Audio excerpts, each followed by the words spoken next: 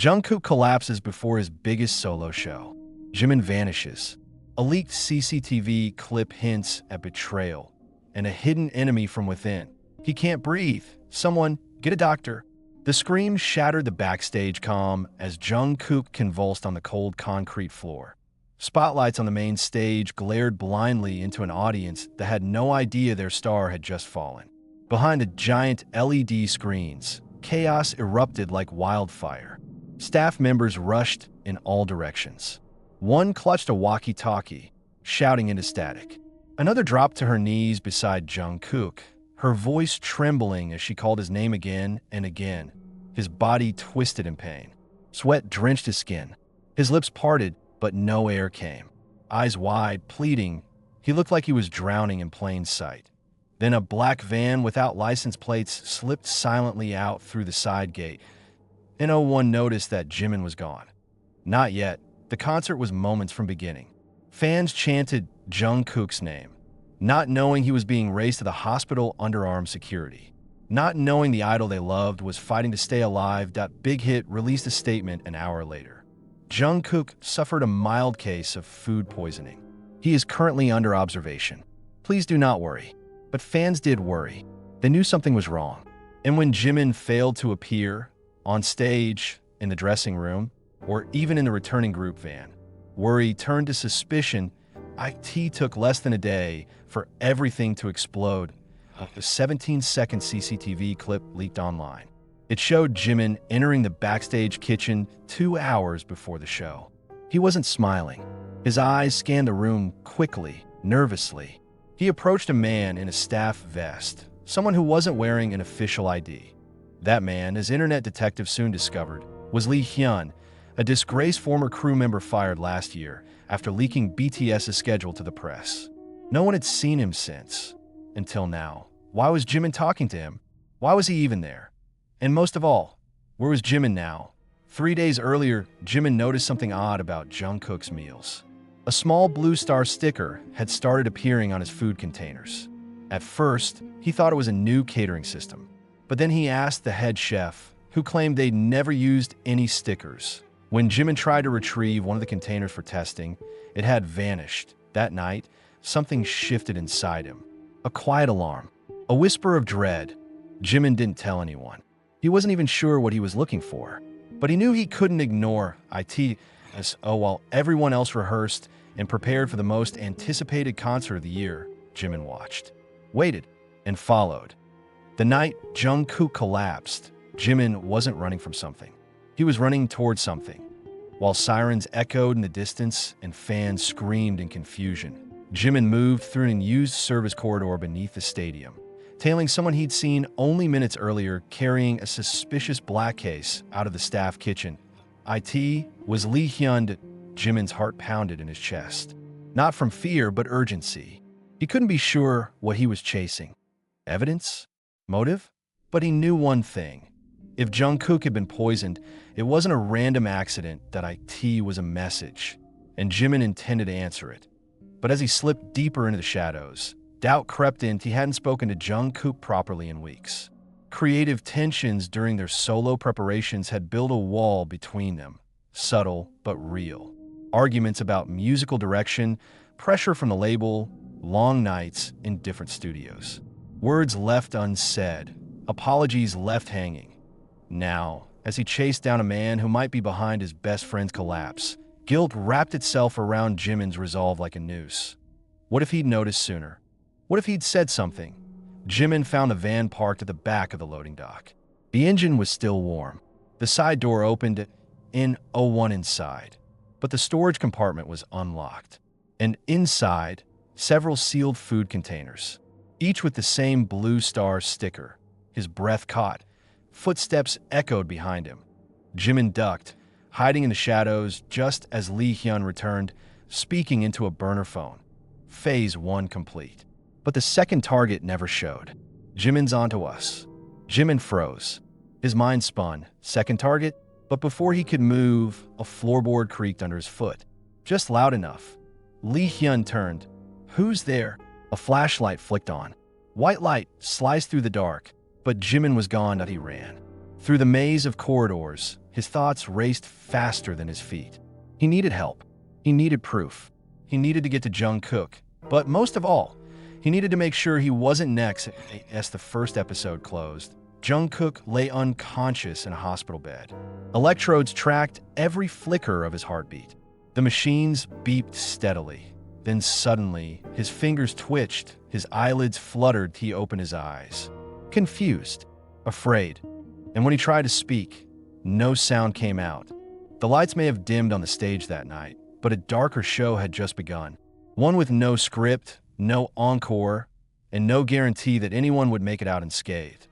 The sound of rain tapped gently against the window of the hospital room, a steady rhythm that didn't match the storm swirling behind Jungkook's eyes. He was awake, but mute.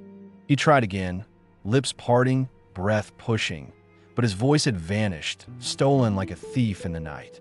Panic clawed at his chest. The nurse tried to soothe him, gently placing a hand on his shoulder, murmuring something about vocal cord trauma and sedative effects. But the words blurred. He couldn't speak, that he couldn't sing, and he didn't know why. The last thing he remembered was taking a sip of his ginger tea, something he drank before every show. The taste had been slightly off, more bitter. He remembered mentioning it to one of the assistants backstage, who just nodded absently. Then, darkness. Back at the stadium, the headlines had already begun twisting. Jungkook hospitalized just before concert. Fans in chaos. Where is Jimin? Armies demand answers after sudden disappearance, sabotage, or scandal. Unconfirmed reports point to internal threat. And somewhere in a nondescript building in the outer district of Seoul, Jimin stood face to face with someone he swore he'd never speak to again. Min Suk, former head of security for BTS, dismissed 2 years ago under accusations of information leaks. But Jimin remembered something different. Min Suk had warned them once, back when they were still OT7, about a group targeting the band from the inside. Most had called him paranoid. Even Namjoon, usually the most cautious, had told Jimin to let it go. That big hit had everything under control. Jimin hadn't believed Min Suk either, until now. You really think they're back? Jimin asked, arms folded tightly as he stood in Min Suk's dimly lit apartment, walls still plastered with old schedules, event photos, and what looked like a conspiracy board. Min Suk didn't answer at first. He just handed over a plastic bag. Inside, one of the blue-starred food containers. Intact, unopened. Where did you get this? Jimin asked, tension snapping through his voice like a live wire. I never left. Min Suk replied, his eyes unreadable. They thought they could erase me, but I knew someone would come looking eventually. And when your friend almost died, I knew the clock had started ticking again. Jimin stared at the container. It looked so ordinary, harmless, but it had come inches from killing Jungkook. What do they want? Jimin whispered. Min Suk finally looked him in the eye. Not just to ruin your group. They want to destroy the symbol you've become. Meanwhile, back at the hospital, Jungkook fought to sit up. His body felt heavy, like he was submerged in water. The doctors insisted on rest, but he couldn't stay still. He needed to know what had happened. Through the fog in his mind, one name came again and again. Jimin. Where was he? That night, Jimin took the container to someone he could still trust, Dr. Chae-yun, a private toxicologist who used to work freelance for Big Hit before corporate changes made everything murky. She ran a few preliminary tests in silence, then looked up at Jimin with an expression he didn't like. This isn't food poisoning, she said quietly. This was a neurotoxin, synthesized, designed to paralyze, not kill, but silence. Temporarily, like shutting off a switch in the brain. Jimin's stomach turned. They targeted his voice. She nodded. But why not kill him outright? Jimin asked. Why make it temporary? Dr. Chai hesitated, then pulled up a file. Because this isn't the end game. This is just the warning shot. Somewhere in the underground of the entertainment industry, far from contracts and camera flashes, a plan was unfolding. And Jungkook's silence wasn't the final act. It was the overture. Jimin stared at the toxicology report, his fingers tightening into fists. They were being hunted. And this time, it wasn't a scandal or Saesiangs or angry X-fans that IT was something older. Colder, that a group that once failed to bring BTS down, now back, smarter and meaner than ever. And Jimin wasn't going to let them win. But as he left the lab, his phone buzzed out a message. No name, just one line. If you keep digging, you won't be able to save him next time. Attached, a picture, Jungkook, in his hospital bed, asleep, taken from inside the room. The photo haunted him. Jungkook, eyes closed, for in his arm, lying vulnerable in a hospital bed, and someone had been inside. Close enough to take the shot. Close enough to finish the job. Jimin's heart hammered as he read the message again. If you keep digging, you won't be able to save him next time. This wasn't just a threat. It was a promise. And the fact that it came with proof meant one thing. They were watching him. Every move. Every step. And they wanted him scared. But Jimin was done being afraid. He went back to Min Suk. The ex-security chief had been digging too, and now the pieces were falling into place. The group behind the sabotage had a name.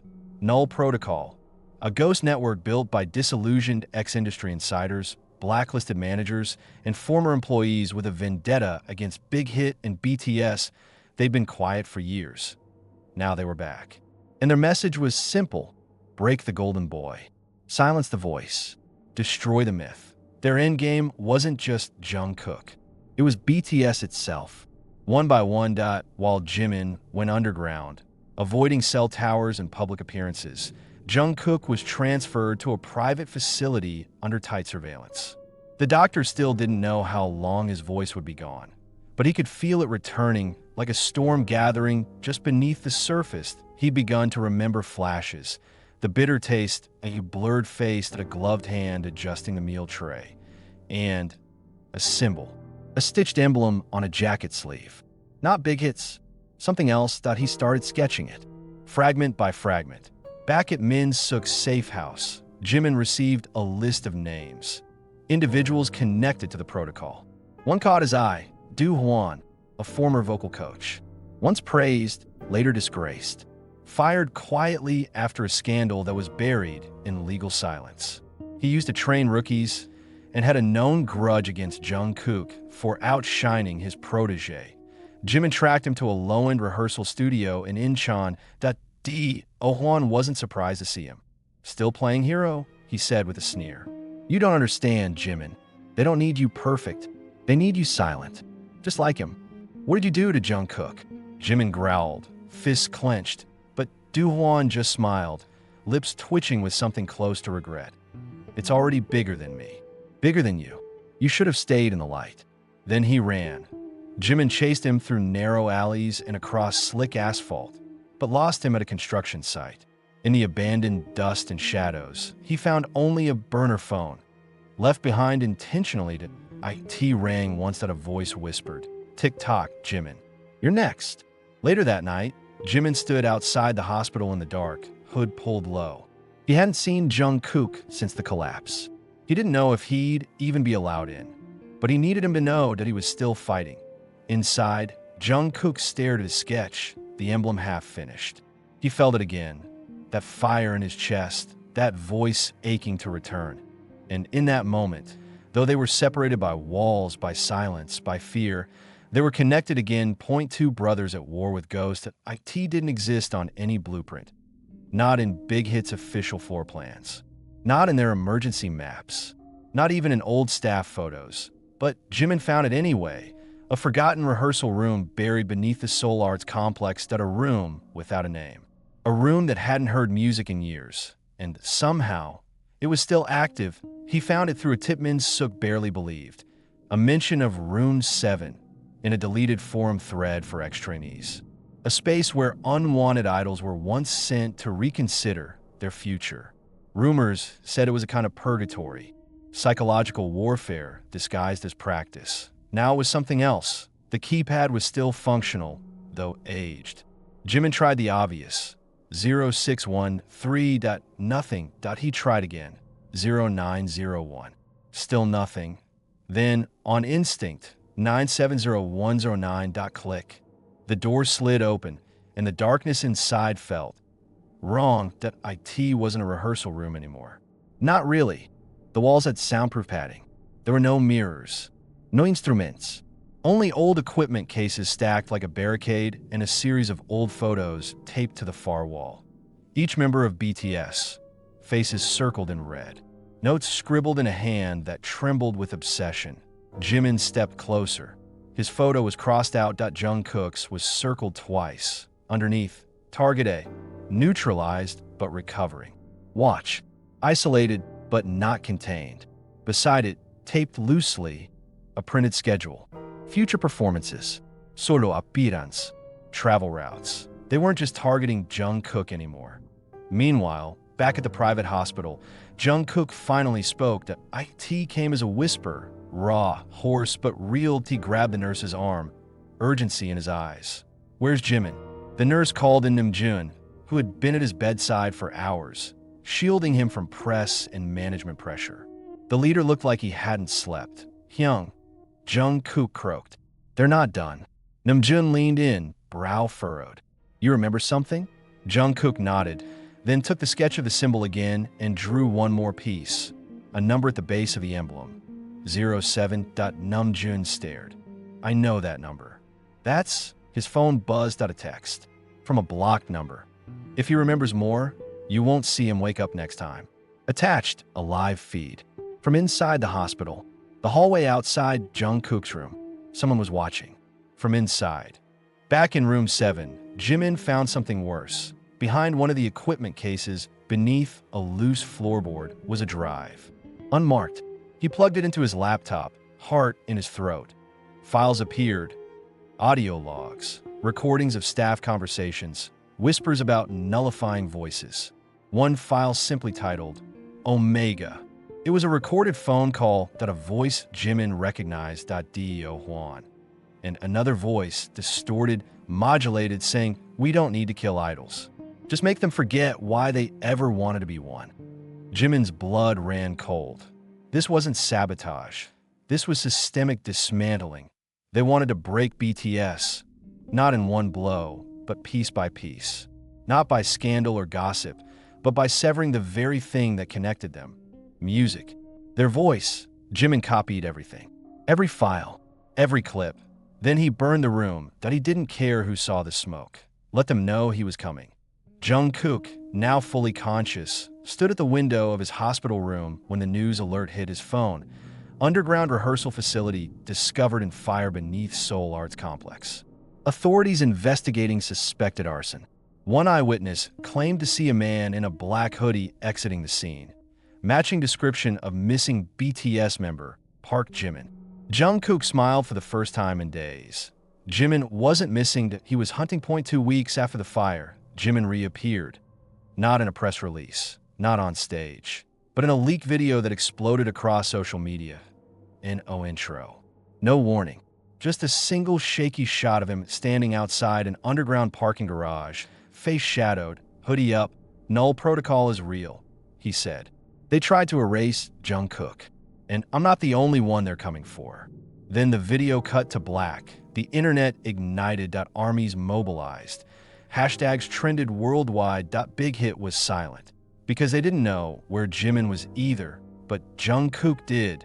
The two met in secret after midnight in the back of Shuttered Sound Studio on the Han River. Jimin looked thinner. Jungkook's voice was still rough, but steady. The reunion was wordless. Just a long, fierce hug. Then Jimin laid out the plan. Null Protocol had a hub, a mobile command server nicknamed the Choir Box, where they store their audio manipulations, surveillance logs, blackmail files. That IT traveled constantly. But Min Suk found a pattern. It would dock for exactly 6 hours in a secured warehouse on the outskirts of Seoul. The plan? Infiltrate. Download everything. Leak it to the world. They called it the voice heist. Jungkook wanted in. Jimin refused at first. But Jungkook was done being protected. "They stole my voice once," he said. "I want to use it to burn them down." And so, with Min Suk handling logistics and a small team of old allies from their trainee days, they broke into the warehouse during the cover of a rainstorm. Inside was nothing like what they expected. Hundreds of voice samples, manipulated clips, deepfakes, threat scripts designed to sound like idols turning on one another. Even a simulation of Jungkook's voice, confessing to things he never did. "This is how they destroy us," Jimin whispered. They downloaded everything. But on their way out, the alarms tripped. They were ambushed. Jimin was pinned behind a crate. Jungkook cornered near the van. It looked hopeless until the sound of music rang through the warehouse PA system. Their music, Spring Day, echoing across the steel beams. It was Min Suk hijacking the soundboard. And in that moment of confusion, Jimin and Jungkook ran. Together, voices rising in unison, shouting, laughing, alive. They didn't get caught, but the heist made waves. Dozens of former idols began speaking out. Leaked clips aired on late-night news. The name Null Protocol was everywhere. Even Big Hit was forced to release a statement acknowledging external threats under ongoing investigation. But more importantly, Jungkook stood on a rooftop 3 nights later, live on his personal stream, and sang the first verse of Still With You. Unfiltered. It wasn't perfect, but it was his, and beside the camera, unseen but smiling, Jimin mouthed every word with him. They came for him at dawn. 3 black cars. No license plates. No logos. Jungkook had been expecting it. He stood at the front gate of the private studio, hoodie over his head, eyes tired but calm. Inside, the hard drive with the full Null Protocol archive had already been duplicated and scattered. Some with lawyers, some with trusted journalists, one with a contact overseas. They couldn't stop the truth anymore, but they could still come for the messenger. Jimin arrived seconds too late, only to find tire tracks and silence. But Jungkook had left him a note. "If I disappear again, don't search. Finish the song." Jimin didn't cry. He just walked back into the studio, turned on the lights, and opened the vocal booth.